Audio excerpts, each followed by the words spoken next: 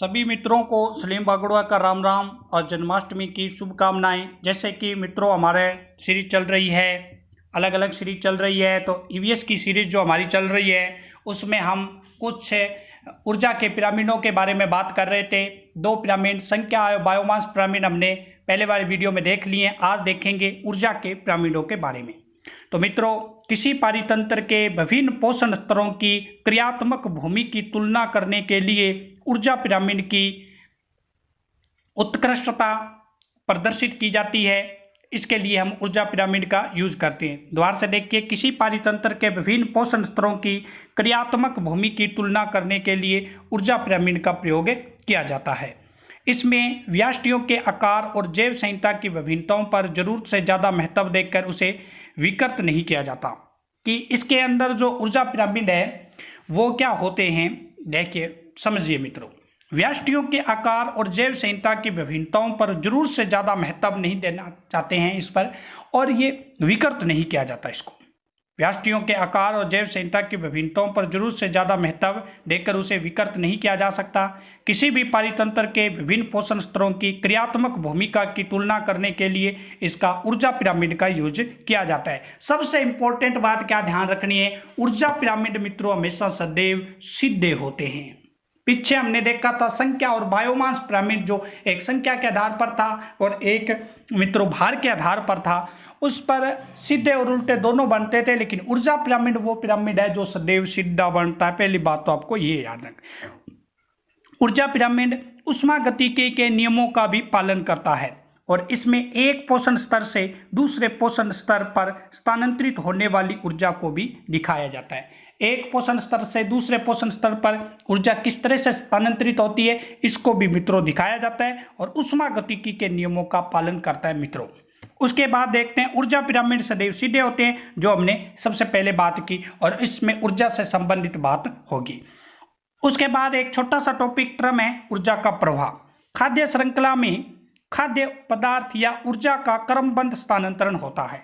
हमें पता है कि खाद्य श्रृंखलाएं या खाद्य जाल जो है उसके अंदर ऊर्जा का एक क्रमबद्ध तरीके से ऊर्जा का नियंत्रण चलता रहता है। मतलब सबसे पहले उत्पादक, फिर प्राथमिक, द्वितीयक, तृतीयक, इस तरह से ऊर्जा का वितरित होता रहता है। एक क्रमबद्ध स्थानांतरण होता है।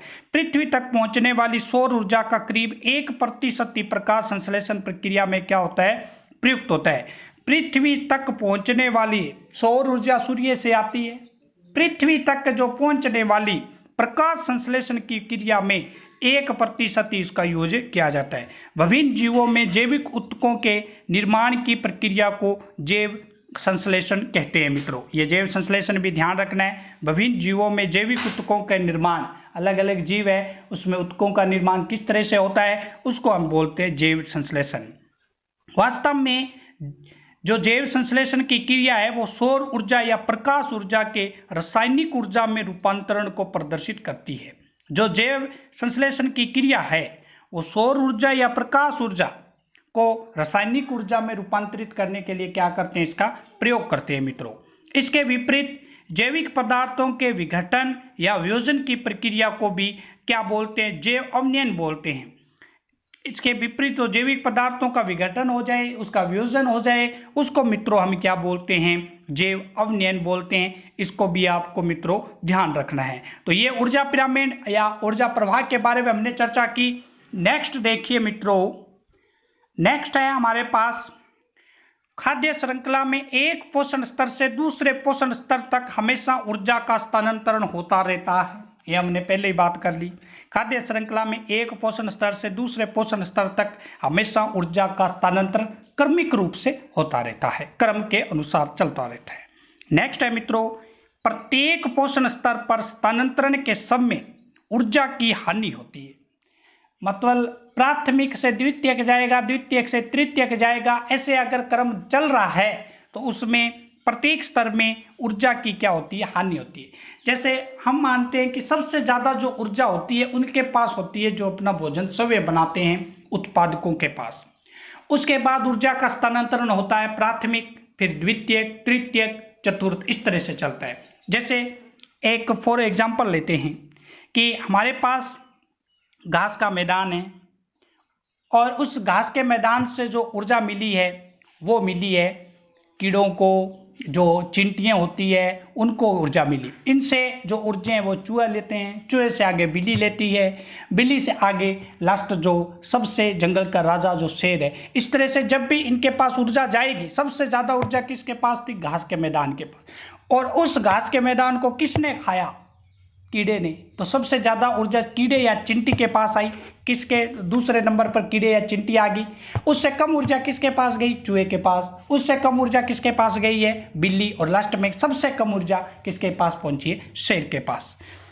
अब यहाँ एक नियम भी आता है कि प्रत्येक एक उत्पादक स्तर से दूसरे उत्पादक स्तर तक जाती है तो 10% ऊर्जा में क्या होती रहती है? कमी होती रहती है। ये जो नियम दिया था उस पर्यावरणविद का नाम था लिंडेमान। लिंडेमान के 10% के नियम के अनुसार एक पोषण स्तर से दूसरे पोषण स्तर में मात्र 10% ऊर्जा ही स्थानांतरित होती है। इसी कारण ऊर्जा का प्रवाह एक दिशीय होता है। ये जो कई बार क्वेश्चन सीधा पूछ लिया जाता है, जो हमारे तैयारी कर रहे हो आप राजस्थान पुलिस की, पटवार की, आरएस की, इनमें सीधा इफेक्ट क्वेश्चन पूछा जाता है। 10% का नियम किसके द्वारा दिया गया? तो लिंडेमान का दिया गया। क्या था कि एक पोषण स्तर से दूसरे पोषण स्तर में मात्र 10% ही ऊर्जा स्थानांतरित होती है। जैसे मित्रों देखो 10% का मतलब क्या है? कई बच्चे क्या करते हैं, 10% को थोड़ा उल्टा निकालने लग जाते। मान लो, मैं यहाँ समझाने की कोशिश कर रहा हूँ आपको कि मान लो हमारे पास 1000 की ऊर्जा है और वो ऊर्जा आगे वाली पीढ़ी पे, मतलब पहले जो घास का मैदान था उसके पास 10,000 की ऊर्जा थी। उसको कीड़े ने खाया तो कीड़े के पास कितनी ऊर्जा जाएगी? 10% का मतलब कितनी ऊर्जा पहुंची है? 1000। उसके बाद आगे वाली बिल्ली में ऊर्जा जाएगी या चूहे में ऊर्जा जाएगी, वो कितनी जाएगी? उसका 10%, 100, आगे फिर 10, फिर 1, फिर 0.01, इस तरह से चलती रहती है ऊर्जा 10%। आप चेक कर सकते हैं, रफ कॉपी लीजिए और 10%, 1000, 10,000 का डाटा लीजिए, आगे उसका 10% निकालते जाइए। पारिस्थितिकी तंत्र में ऊर्जा का स्थानांतरण तथा प्रवाह एक दिशीय होता है और उसे चक्रण एवं पुनर्चक्रण भी नहीं किया जा सकता। उसका पारिस्थितिकी तंत्र में ऊर्जा का स्थानांतरण तथा प्रवाह एक दिशीय होता है। पोषण श्रृंखला में कोई जीव उत्पादक स्तर के जितने करीब होगा उसे उतनी अधिक ऊर्जा उपलब्ध होगी। ये तो मैंने बताया था कि आपके पास, आप जो हैं, आपके पास भोजन पड़ा है, आप 2 किलोमीटर दूर हैं, आपका मित्र जो भोजन के पास है तो उसको तो सबसे पहले मिलेगा, आप तो 1 किलोमीटर से चल कर आओगे, तो जो सबसे पास में होगा उसको ऊर्जा उतनी ही ज़्यादा मिलेगी और जो दूर से चल कर आएगा उसको ऊर्जा उतनी क्या मिलेगी? कम मिलेगी। ये पारिस्थितिकी तंत्र हमें बोलता है। नेक्स्ट देखिए मित्रों, पारिस्थितिकी दक्षता क्या होती है? वह दक्षता जिसमें जीव अपना भोजन प्राप्त करते हैं तथा भोजन को जैव भार में परिवर्तित कर दूसरी उच्च स्तरीय पोषण रीति के लिए उपलब्धता कराती है, उसको हम क्या बोलते हैं? पारिस्थितिकी दक्षता बोलते हैं। दक्षता किस तरह से निकाली जाती है पारिस्थितिकी दक्षता?